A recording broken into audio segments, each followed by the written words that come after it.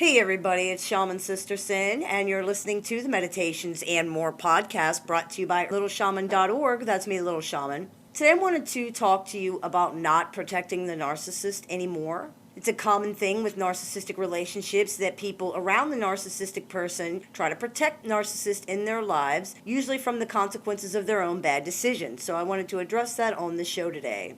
While it's not uncommon to find that pathologically narcissistic people have chased everyone in their lives away with their bad behavior, it's also common for them to be surrounded by people who go out of their way to protect and cushion the narcissist from any negative consequences. For example, let's say the pathologically narcissistic person has racked up a large amount of parking tickets and they're going to face legal consequences. Rather than allow this person to face the consequences as they should, someone takes money they don't really have to pay the narcissist bill off so they don't get in trouble. Or say the narcissist foolishly spent money they needed for the electric bill and now it's going to be shut off. Rather than let the narcissistic person endure the loss of a pretty important utility service, someone around the narcissist pays the bill. This is the difference between enabling and helping. If someone had an unexpected emergency come up, like a car repair, and they can't pay their utility bill because of that, that's one thing. In that situation, a person might truly need help. But if someone just throws their money away, they don't need help with paying bills. What they need is to face the consequences of their actions so that they'll learn to do the right thing. That is what would be best for them. And if they've never learned, then it's what it is. Protecting people from their own bad decisions is not really protecting them at all. All it's doing is protecting them from consequences, which doesn't allow them to grow up and mature. People learn from making mistakes and facing negative consequences. If they're never permitted to do so, they're never going to learn. Many times people take responsibility for the narcissist's mistakes or bad decisions out of fear because they don't want to deal with the temper tantrum that will result if they don't do it. But people also protect the narcissist from consequences out of a misguided sense of responsibility. Pathologically narcissistic people are very good at using guilt and at blame shifting. They spend a large part of their lives pushing the responsibility for their feelings, decision, behavior, and lives onto other people. Sometimes the reasoning they use sounds absolutely ridiculous to people, but it will often work on those that care about them. For instance, using our previous example about the utility bill, if the person who's being asked for money attempts to chastise the narcissist for spending their money before paying their bills, the narcissist might say something like, "Well, if you hadn't held me back, I would have a better job and I could afford it." Or they might say, "Well, I guess my kids won't have any heat because you don't care." This is, of course, absurd and even stupid. It's obviously the narcissist who doesn't care. The people who love the pathologically narcissistic person will be affected by these types of comments just the same. They care about the narcissist, they care about the family, and they don't want them to be upset or hurt. This is understandable, but it's a mistake. Giving in out of fear is an even bigger mistake. When you give in to bad behavior, you reinforce it. Worse than that, you're teaching the narcissistic person that they never have to take responsibility for anything because someone will always be there to rescue them.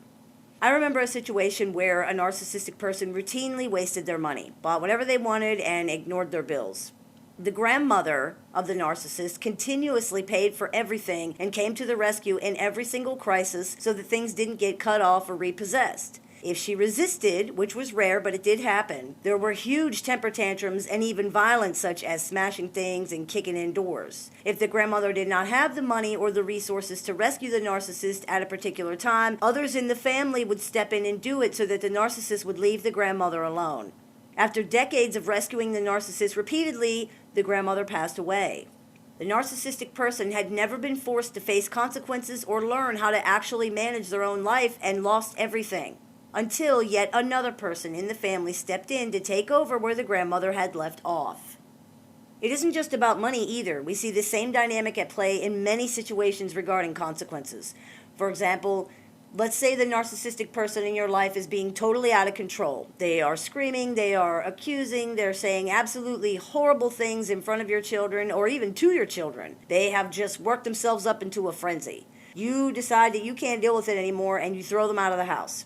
For the rest of the day, they're calling and sending you text messages about how you abandoned them, you're evil, you're unfair, how can you do this? They're homeless now, it's freezing out here. Everything they can say to make you feel guilty. Instead of forcing them to face the consequences of their behavior, you let them back in. And because you do that, they behave that way again and again and again, using the same old tired lines to get back in every time. By not forcing people to face the consequences of their behavior, you teach them that there are none. This is especially common in situations where pathologically narcissistic people are being violent or when they're threatening suicide. What should be done in these situations is that the authorities should be called. But sometimes this doesn't happen because people want to protect the narcissist.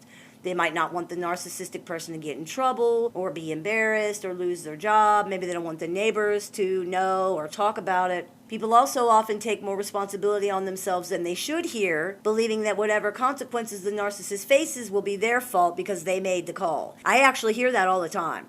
The narcissist is in jail because of me, or I feel bad because I ruined the narcissist's life. They lost their job because I had them arrested for attacking me, or they were put into a psychiatric facility because they were threatening suicide and I called the police. This is not the case. The responsibility here falls on the narcissist.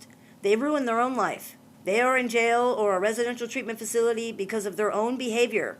Many people have ended up dead or attending funerals because they didn't want their loved one to get in trouble, so just remember that. Sometimes it needs to be done. In the example of the enabling grandmother, nobody ever called the police or any authorities at all. The narcissist was able to terrorize the grandmother for years and years with no consequences whatsoever. That's wrong and it should not have happened.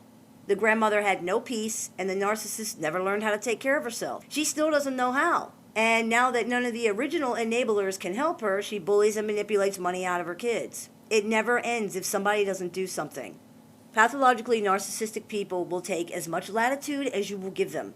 It's important to create and enforce strong boundaries so that you're not taken advantage of and so that you're helping your loved one in the best way possible. The truth is, you can't protect a person from their own bad decisions or the consequences of them, and you shouldn't. You're not helping. People, and that means all people, need to take responsibility for their own lives and their own decisions. It's the only way they can become a successful adult. They need to learn that there's consequences for their behavior. If you really want to help, stop helping. Deal with the guilt and do what's best for everybody by refusing to be an enabler any longer. And if once you stop, they still cannot learn that there are consequences for their behavior, to be perfectly honest, that's their problem. It's not your responsibility. You just need to remember that.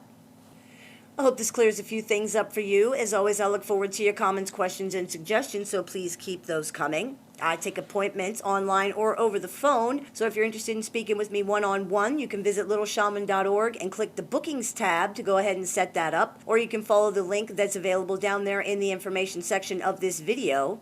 You've been listening to the Meditations and More podcast brought to you by littleshaman.org. That's me, the Little Shaman. May the Great Spirit bless you and have a wonderful day.